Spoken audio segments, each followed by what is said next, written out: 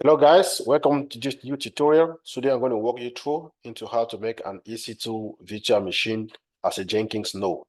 As you guys know, technically in production, not only in production, people don't want to use Jenkins master as the one rocking the job, right? When I say rocking the job, meaning that people don't want to use the Jenkins master, for example, to build, push, test job, because Jenkins is actually an automation server. So basically what people do is that they actually going to hang an agent on Jenkins master such a way that whenever there's an action that Jenkins need to take, Jenkins will go ahead and send that action to actually the agent. Let's say, for example, there's a PR, and Jenkins detect the PR through the webhook. Jenkins will actually clone the repository, and Jenkins will offset that into the Jenkins agent, and the agent will be the one actually working. You do that like to say because Jenkins is an automation server, and that's the heart of the CI/CD. So you don't want that anything to happen to that virtual machine or anything to happen to the Jenkins server. So I will show you how to actually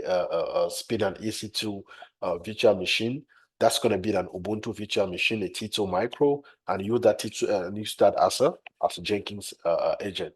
I will walk you guys through all the steps. Then I will like I talk about some steps, and then we will go ahead and practice those and so forth. So let's go ahead and jump into the topic. So the first thing that we want to do, we want to go ahead and create the virtual machine. Then after the virtual machine is running, we're going to go ahead and actually SSH into that virtual machine. And once we SSH to that virtual machine, we are going to go ahead and enable password authentication. Now, why am I saying that we need to enable password authentication? By default on AWS, when you create a virtual machine, you cannot log in using the username and password because when you are creating a virtual machine on AWS, you don't have the opportunity to actually supply the password. So it is either you use it's the only way is just to use an SSH key, right? The default SSH key, for example, the virtual machine, or you can attach an existing SSH key for that. So now, because we want our Jenkins to actually logging into our node using a password. So we have to enable password authentication because that's the only way that we make sure that Jenkins can go ahead and actually logging inside. So let's jump into the AWS console, create a virtual machine and actually SSH inside, then enable the password authentication. So to enable password authentication, we're just going to follow this step here. We are going to go like sudo as root. Then we're going to go into this path. You need to be careful. You have the same path, but without this. So meaning that you have another file called etc ssh underscore config. So you have to make sure that you use the one with ssh d. Then after that, we are going to look through the line that talk about the password authentication. By default, it is set to no. We are going to go ahead and set that to yes. And then after that, we are going to go ahead and type this command to go ahead and load the SSH. So let's jump into the terminal and practice. Now, before we jump into the terminal, we are going to go ahead and create a virtual machine first. So I'm here on the AWS console. Let's click here to create a provision a virtual machine. Let's just call that node. We can say node underscore agent for now. Speak Ubuntu. I already have an existing key, so I will go ahead and use that existing key. And also there's a predefined security group that we already have. So let's use that. Those are like few configurations that you need, but if you are doing this, for example, if you are doing this at work, you need to make sure that you configure this properly. This is just a demo example just to show you how to connect, but at work, you will connect this with the specification of your company. So let's go ahead and launch the virtual machine. Usually takes few seconds. I don't expect this to go longer. It takes few seconds for that to be up, but as we can see here, the VM is here. Let's give him a few seconds to be ready.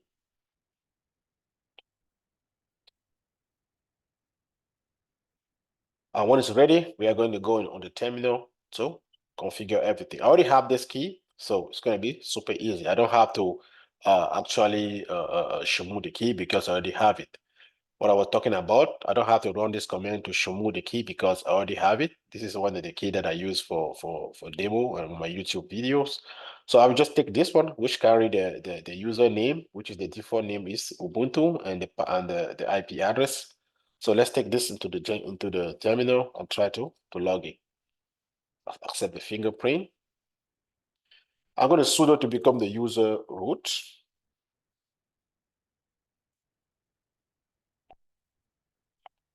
By best practice, you always have to update the server. This is the best practice. When you just pin a new server, it's better to update it.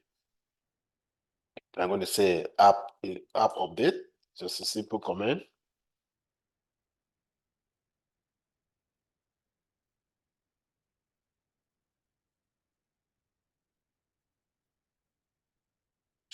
Few seconds will be ready here. Good. So let's go ahead and vim into the file that we mentioned about. So it was etc sshd underscore config. This is the file. And we are going to look through the line that is called password authentication. This is the line, say password authentication here. By default, it is no. So we are going to change this to yes.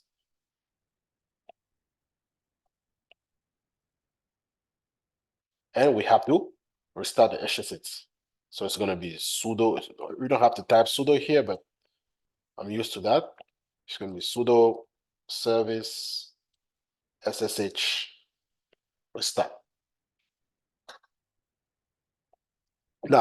Now we have created a virtual machine, and we have created a virtual machine. We have SSH inside that virtual machine, and we also went ahead and enable password authentication. So let's jump into the next step.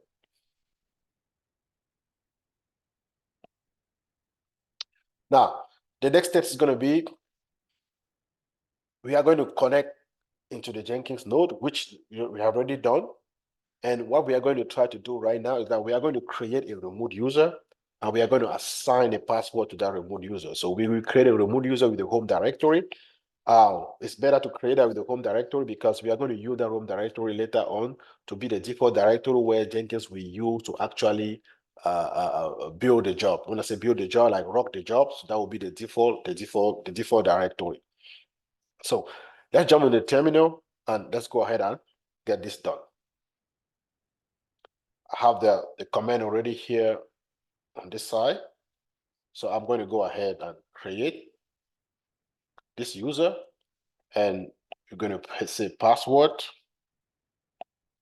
Jenkins. Let me just copy here.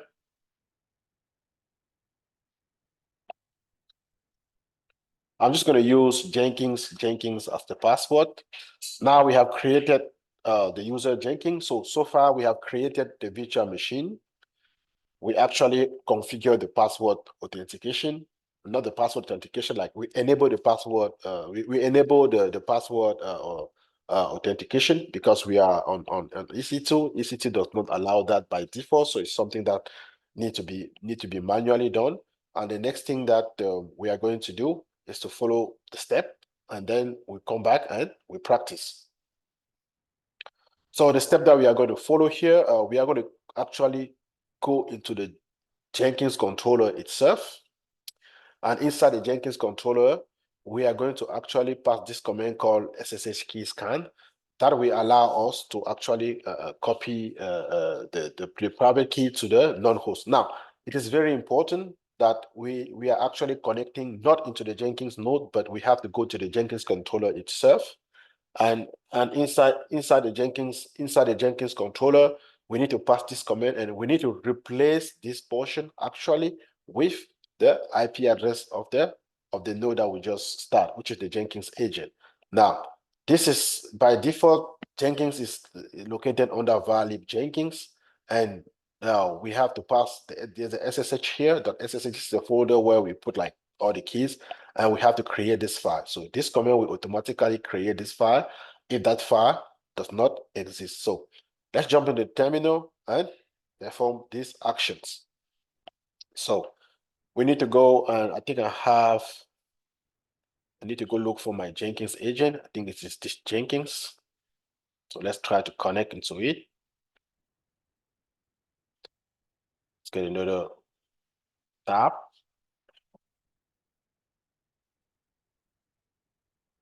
So I will sudo it as a user Jenkins. By default, when you install Jenkins on a virtual machine, it creates a user Jenkins. So I will sudo, as you can see here, I am the user Jenkins. If I type pwd, it will say varlib Jenkins. Why? Because the default home directory for the user Jenkins is actually varlib Jenkins. So we are going to go ahead and type the command. It's going to be ssh keygin keyscan, sorry. SSH keyscan -h, and we have to pass the IP address of the node. So the IP address of the node, let's go here, let's go back here, let's go to running instances. This is our node agent. I will go get the IP address here. Go back to the terminal. I'm going to pass this IP address and we'll redirect everything into varlib Jenkins .ssh and non-host. So this is successful. If I say echo $, it gave me 0, meaning that was successful. So far, just to recap, we went ahead and we created a virtual machine. We actually enabled password authentication because this is an EC2 VM. And we after enable the password authentication, we created a user Jenkins with the home directory. We assigned a password to the user Jenkins with the home directory. Then after that, we're logging into the Jenkins controller. We actually pass this command SSH keyscan to go ahead and to send like the IP address. I mean, to like authorize Jenkins to connect to this VM easily. Right now, another thing that I want to point out here that after doing this, we need to go ahead and check. If you check on the document here, I prepared that as one of the steps. The first one was actually to connect to the controller, which we did. We passed that key scan, which we did. Now, we need to check the Java version, right? We need to check the Java version on the controller. When I say controller here, I'm talking about the automation server, the Jenkins, with the server where Jenkins is installed. Then we also need to install the same version on the agent. Right? It's always good. Like sometimes you will have a problem if your Jenkins controller and your Jenkins agent doesn't have the same Java version. It's going to give you some problem. Now, I also want to take the opportunity to mention that Jenkins run on Java. Jenkins need Java to run, meaning that the Jenkins node also need Java to run. So if you don't install the Java on the Jenkins node, that's not going to work. So I see that there's a mistake here. This should be sudo app install, not sudo user add this. So this is just a mistake. So be sudo app install openjdk. So let's go ahead and check actually the Java version on the node on the controller and install the same version on the node. So on the controller here, I am here on the controller. So I will go ahead. So on my left side here, the left tab here is actually the Jenkins node, and the right tab here is actually the Jenkins controller. So let's go ahead and type Java -version. I am running on Java 17 here. So I need to install the same Java version on my Jenkins node. So if I type Java here, of course, we are not going to have any Java. Why? Because we never install Java. So let's go ahead and install Java on that actually. So I have the command for that. I'm running, this is going to install Java 17. Why? Because actually, as we check, our node is actually running on Java 17. So we go ahead and install Java 17 here. We pass -y here so that it doesn't ask me the yes or no question. It's going to take a minute or two to go ahead and install Java.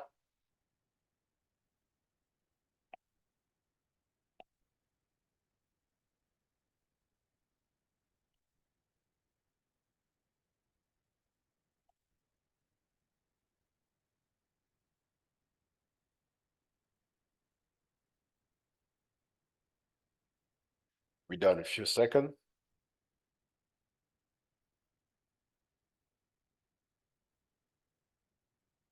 Getting close.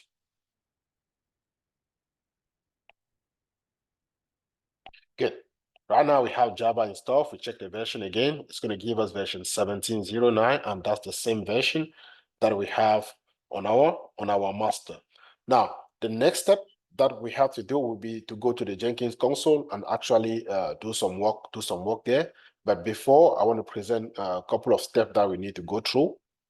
So first of all, like I mentioned, we go to the Jenkins UI, which is actually the Jenkins console, and we are going to create a credential, type username and password, which we are going to store the same username and password that we created on the Jenkins controller. That's just like the username and the password that Jenkins we use to authenticate with the virtual machine, same as when we want to log into the virtual machine, we authenticate, but this time around, it's not by SSH, it's by username and password. And after doing that, we are going to go ahead and create and configure the node itself. Then we will go ahead and actually test that with a dummy job to see if it's working. So let's jump to the Jenkins console and practice this. So remember earlier we created a user called Jenkins and we gave him the same name, Jenkins. So let's go to the Jenkins console. So are we going to manage Jenkins? We need to authenticate here.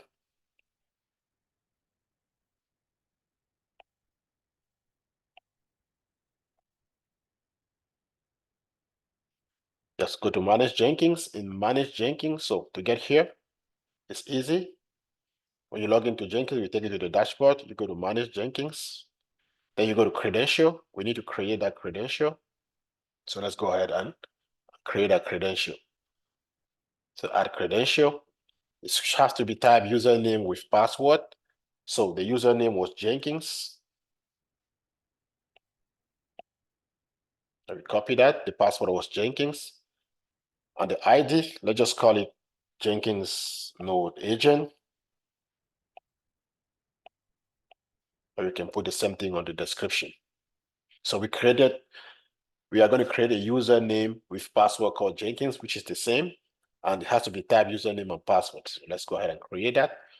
Once that is created,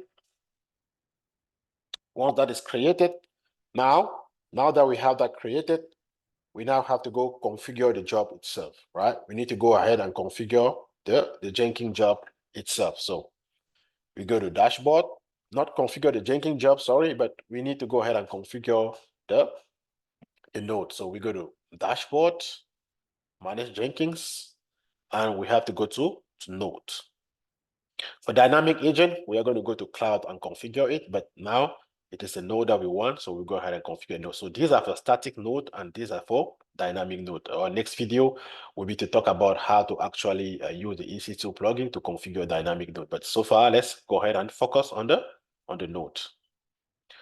By default, Jenkins has a node agent called the built-in agent. So this is actually the node agent that Jenkins use. For example, when you don't have any node, any external node hooked up to your Jenkins will use this as a default node, right? We call it the built-in agent. But by default, you should never use this built-in agent for anything. So let's go ahead and create a new node. To create a new node, you come down here, you say new node. You want to give him a name. So let's call it, for example, node builder, or let's call it builder. Let's say this node is there to like build, like a builder to build Dockerfile or to build binary for us. You have to check here. So you want to make the node permanent, then it will allow you to create. The description here, you can put a description. For example, you can say this node will be used to build or Dockerfile or Docker image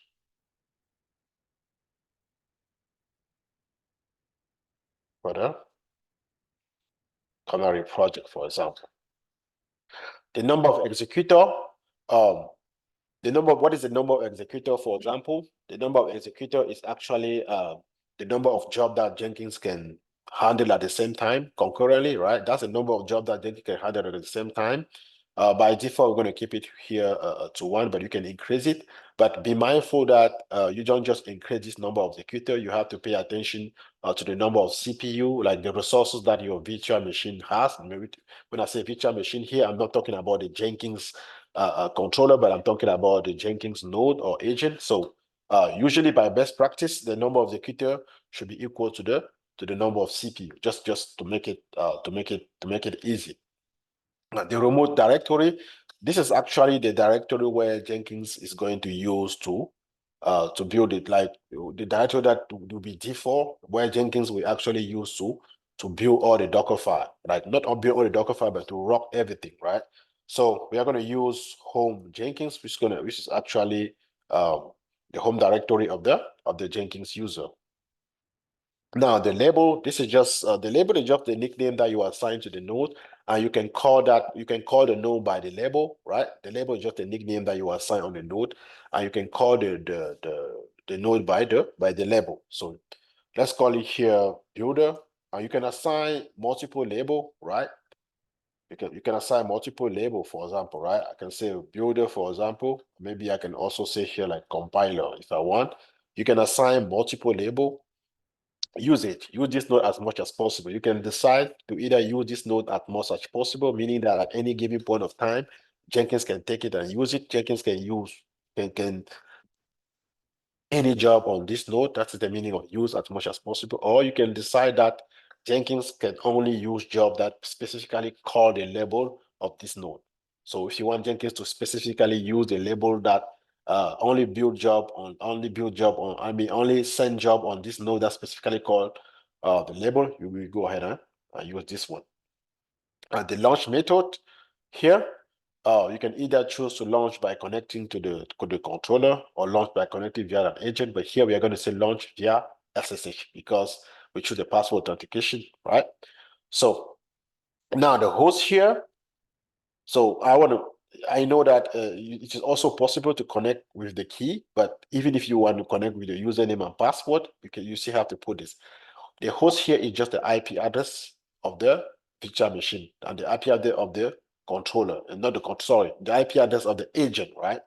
The agent. So we have to go on AWS and we have to actually pick the IP address of the controller itself, not the Jenkins, not the Jenkins controller, but the Jenkins agent. So the agent is called node agent. So let's pick the IP address.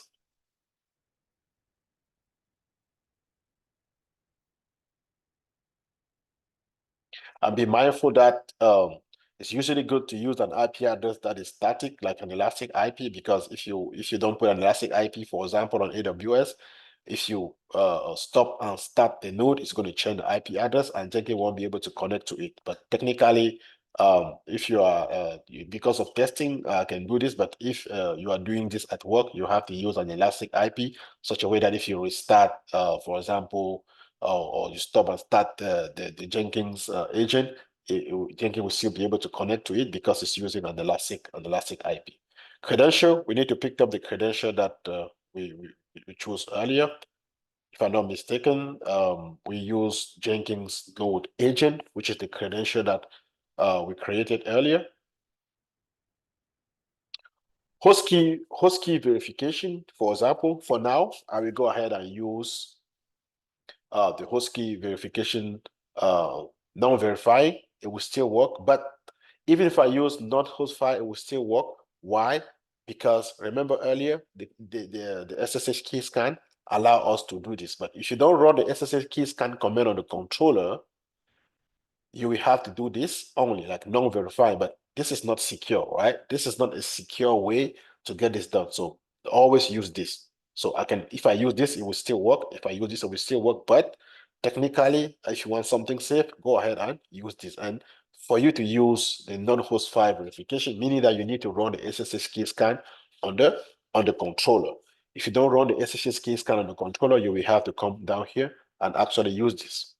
Manually provided key verification strategy and manually trusted key verification strategy. This is not that much use, but technically, most of the time for quick testing, people will use this one, meaning that they don't have to run the SSH key scan command, or they will go ahead and use this if they run the key scan the key scan command. But usually I advise people to just go ahead and run the SSH key scan command with the IP address of the agent, such a way that you can go ahead and use this and it's going to work. Availability, you can keep this agent online as much as possible, or you can put this agent on the schedule. You can decide that you want to bring an agent on a specific schedule. You can also like bring the agent online when on demand and take it offline. Like for example, this means that if the agent doesn't have a job, Jenkins will disconnect from it, and Jenkins will try to reconnect to it when it actually has a job. So you will pick whatever you choose best here. So let's keep this one default, keep this agent online as much as possible, meaning that Jenkins, this doesn't mean that the agent is going to actually stop. Jenkins will just disconnect from the agent, but the agent will keep running. It is a virtual machine, meaning that virtual machine will still be running on AWS. That's what this means. This just means Jenkins will disconnect from it.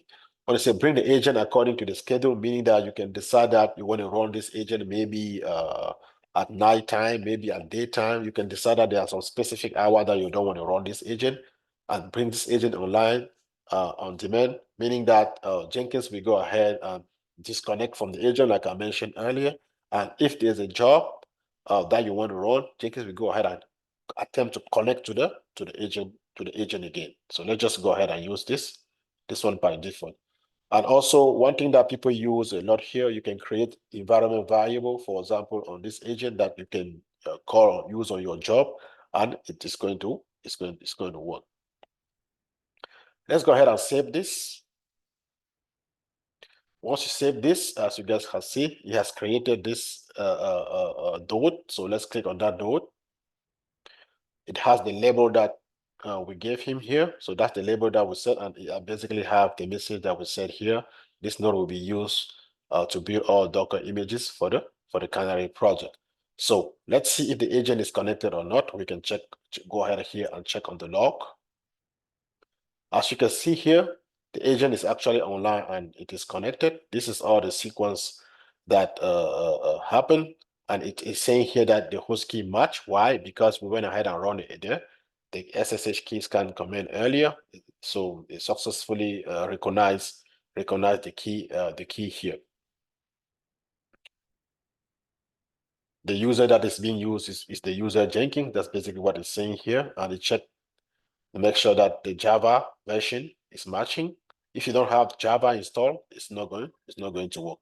Our agent is now successful, is online, and let's try to see how we can test this. So if I go for example, pick one of the job. Let's say I pick this job. Let's go to configure. Let's run this job. I will run it one more time. If it doesn't pick, I will change the number of executor. Let's build this job and see where Jenkins actually built it.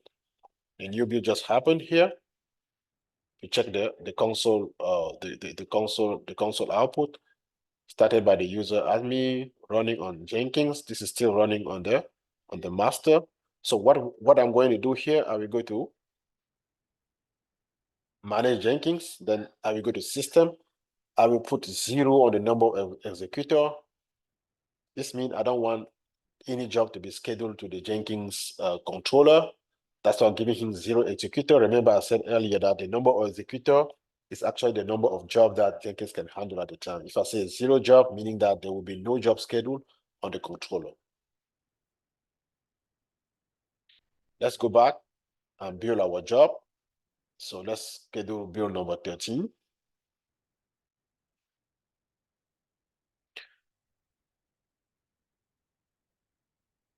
As you guys can see now, it is running on builder. This is actually the label. I can open this.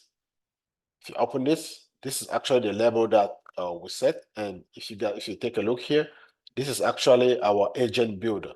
So this is no more Jenkins, but our agent label. So that is working perfectly. Jenkins was able to offset the build to this agent. I hope you like the video. If you like it, subscribe and see you on the next video. Thank you.